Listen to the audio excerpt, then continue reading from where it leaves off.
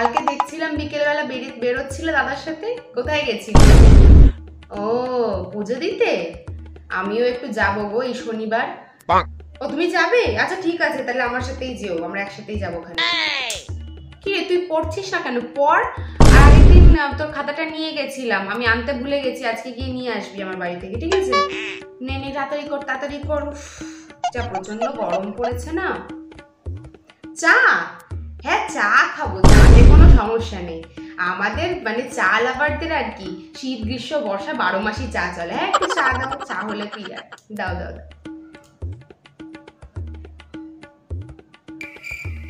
বাহ বৌদি, বেশ ভালো তো চাটা হয়েছে।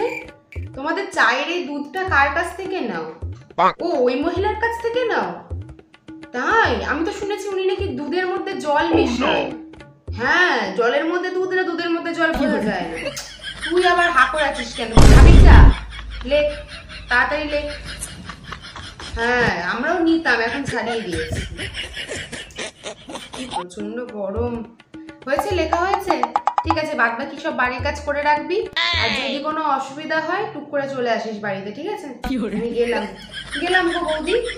হ্যাঁ আবার, হ্যাঁ তাহলে তুমি রেডি থেকো, একসাথে যাবো পুজো দিতে।